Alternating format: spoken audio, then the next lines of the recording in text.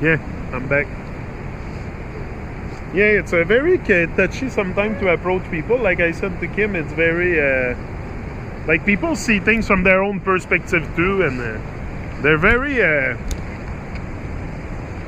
I don't know, me, I see it more as the programming in people. Like, I don't know. But I'm interested in the development, see if they're going to show up. That I'm interested to see. And they will not get into trouble, what kind of trouble they can get in. The guy will tell them. Just tell them you have to leave or go Okay, out. there's how many chance that they show up? Like very little. So they could have a nice time and enjoy it, and who cares? Like, are they gonna empty the river? We both know that. Okay, it's a bit madness to fishing. Like I said, I put back into question the fishing, because why you want to take the fishies away from the river? Why? C'est ça, tu sais. I don't see fishing any different than hunting. Then hunting, it's not different. So Catching a human thing on a hook. it says. Do you consider a fish a sentient being? Like, Yeah, it's living. it's living. It's living. It breathes. It breathes, and not only that, I think they have conscience also, because when you see big bank of fish, they're all turning the same way. Like in the ocean, often they all turn the same. They all go you know. Everything on Earth has purpose. So and I think it's they're. for a reason. Why would able to hunt and eat it? I don't think so. First of all, if you just look at the fish, just to take it in your hand, it's not very appetizing. It's very slummy. It's very. I don't know. Fish is not very. It's not my thing. If you want to fish, go scuba diving. Swim with the fish. Yeah, swim with the fish. That's it. You want to see the fish? Go swim with them. Then catch a turtle. See a real live sea turtle. Sea turtle. And see. I care not about what others think of what I do. That's for sure. If you start caring about what people think of what people think of what you're doing, you're never gonna advance. You're gonna stay stuck. But if you start not caring what people think of you, because this is probably one of the worst form of mind control, is the mind control that we constantly emphasize on each other.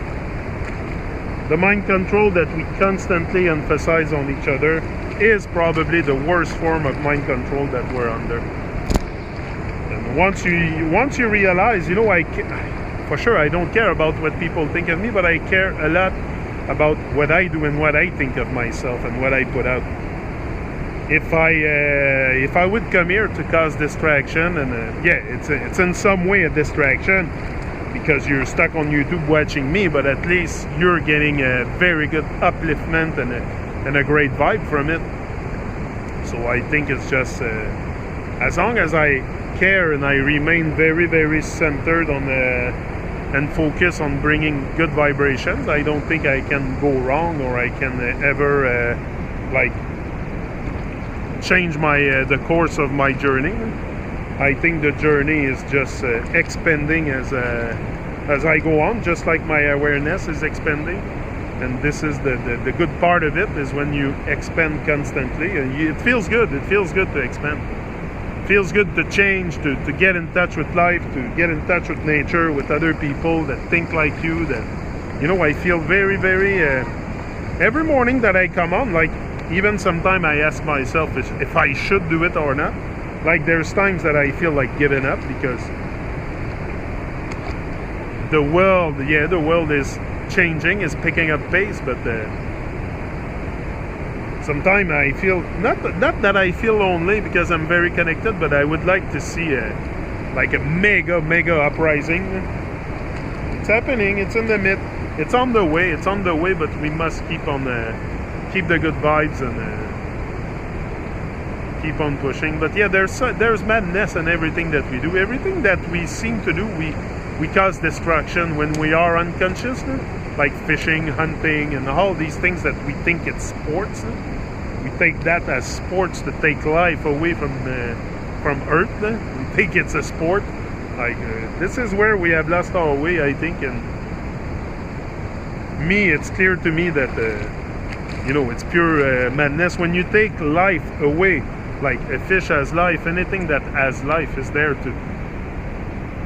for a purpose. Like Kim said, everything has a purpose. Everything has a purpose, and if you start recognizing that everything has its purpose, and you have a purpose also, because it's not only to recognize that everything, okay, if you recognize that everything has a purpose, you should also recognize that you have your own purpose here. Your own inner and outer purpose. You have an outer purpose for sure. And the inner purpose. The inner purpose, we all have it. We all have an inner purpose. Hein? Une raison pourquoi qu'on existe à l'intérieur. And that purpose is to what? C'est quoi ton inner purpose? We all pretty much have the same inner purpose. What is it, you think?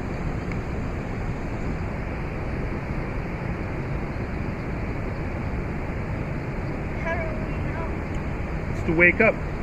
It's to awaken. That easy, people don't know. But It's easy, eh? It's easy. It's to awaken.